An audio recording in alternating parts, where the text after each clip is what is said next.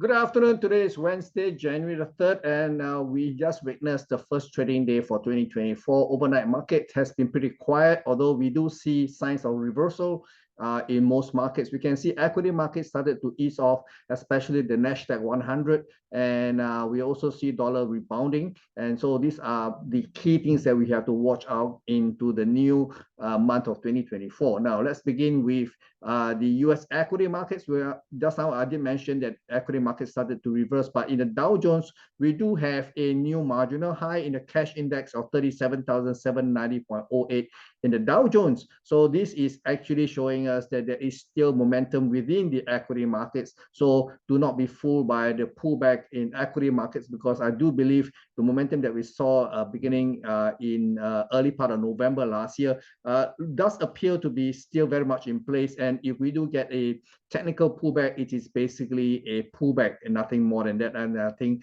going into the rest of 2024, we possibly will see new highs being traded in US equity markets. Now, the only market that have not registered new high was the S&P 500. We came within about less than 1% of the all-time high at 4,818.62 with a high of 4,793.3 without challenging the all-time high. And this is the only major equity index that has done so, although the other major equity index, the Dow Jones and the Nasdaq, has all taken up new high. So this could be something that we have to watch out for. But like I say, the momentum that we saw beginning in November last year appears to be very, very much intact. And if we do see a pullback, I would think that's anywhere between 4,640 to 4,655 could actually provide some kind of support, because we can see there is a marked up here, and the area before the flush is actually an area of possible demand. So do watch out for prices to drift into this,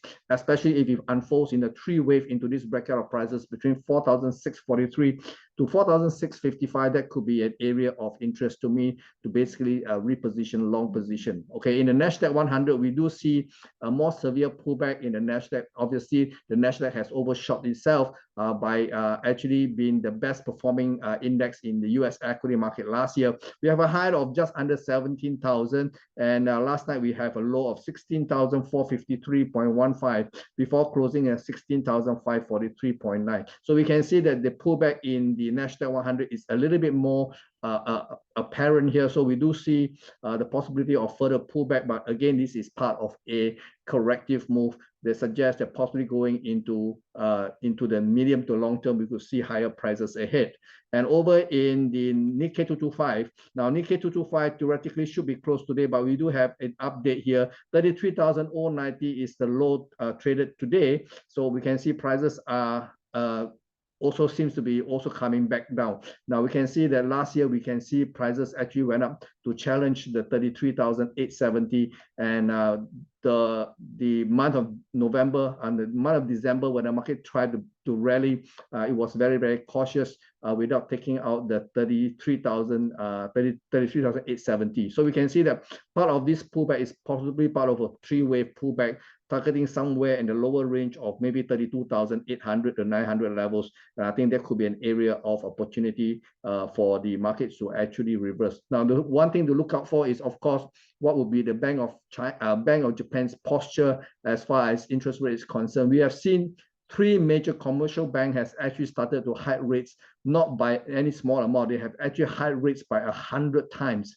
okay, from 0.002 to 0.2. So there is 100x in terms of the increase in interest rates. That was in November last year. So this could be laying the groundwork for the Bank of Japan to actually play catch up, because if there's going to be any kind of change in the monetary policy of Japan, it could have immediate implication for equity markets, because there's a lot of carry trade using the Japanese yen as a funding currency, and any kind of suggestion that the yen is going to be more expensive to be used as a funding currency would have negative implication for Japanese equity markets going forward. Okay, and over in Hong Kong, we can see prices continue to ease back.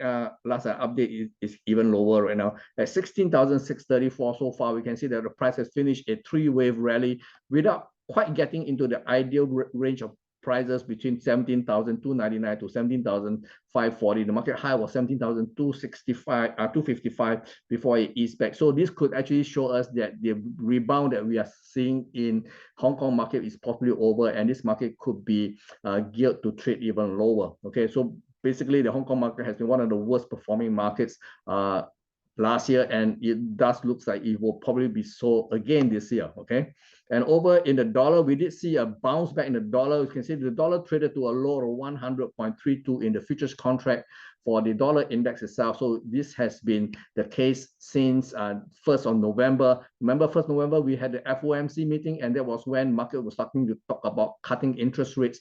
And during the February FOMC, the Fed chairman came in to actually reiterate that they are done, okay, basically with hiking interest rates, and going forward, they are looking perhaps having 3 interest rate cuts into 2024. So we can see that being the case, the dollar has been losing value since, and the beginning of the 2024, we see a bit of a rebound in the dollar. So this rebound is like that, you know, it's basically a technical rebound. And if the market can stay above 102.28, there's a scope for the market to challenge the November close. And I think the market, if they can do that by then, would logically want to challenge the 104.23 to 104.44 levels. I think this could be the termination point for this rally here, if it's going to be able to persist above all these key levels here that I just mentioned, 102.28, 103.46.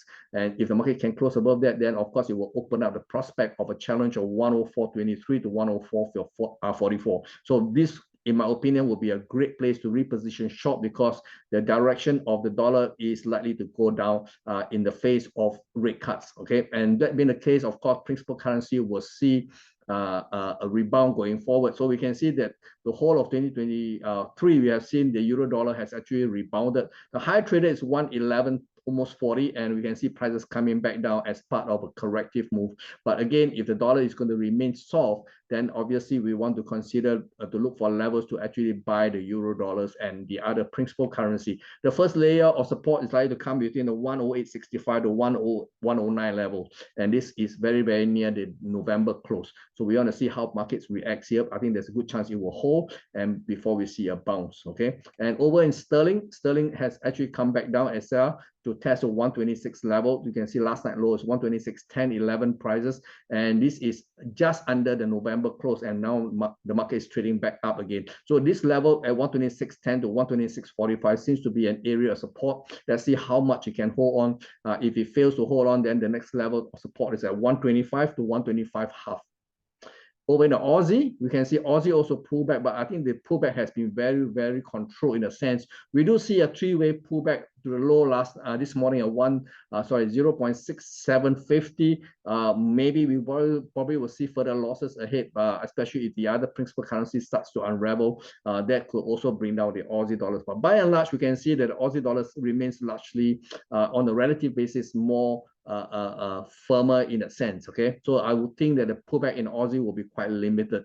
Over the dollar Canadian, as the dollar rebounded, we also see dollar Canadian having sold down to as low as 130, 140, 50 levels has also started to rebound. And yes, this morning we see a high of 133.33, and this suggests that we probably will see higher prices going forward. Again, the November close will be a key magnet here at 135.85. So let's see if there's going to be enough momentum for the dollar Canadian to recover back to those levels. Again, if it can, I think it's going to be a great selling opportunity. Dollar yen also benefited from the bounce in the dollar, but again, I think this bounce is going to be very, very limited. I would suggest, I would think somewhere around the 142.90 to 143.40 is going to be about the best it could do. And if the market do unfolds in this manner, in a very corrective manner, and could not get above these levels at 142.90 to 143.40, I think that will be another level to look out for positioning short. I think the 140.25 low is likely to be taken out over time. And over in the precious metals, we can see precious metal has been holding water very, very well. Okay, despite the dollar rebounding, we didn't see massive pullback in the gold market, but I think a pullback is going to be almost inevitable. We can see that the prices hit at $2,088.55. Is basically, this is where the market actually came off from the all-time high of 2,149 levels, and we can see this is part of a corrective rally here, and there's a very good chance market may unfold lower. There's a good chance market may again go below $2,000 per ounce in the medium to long term before the market stabilizes. And over in silver, we also see the same thing. Silver low is $23.52. Last night we didn't break the low here. So obviously there's going to be support around the $22.50 to $22.74 level. Let's see whether the market can actually drift lower into this bracket of prices for buying opportunity. Oil has a major move. Now, oil has started to recover somewhere in the middle of last month and all the way to $76.14. But last night, we can see the market totally unraveled everything that he has gained so far to go to test the $70 per barrel. But again, technically speaking, there is a good chance market may actually rally from here.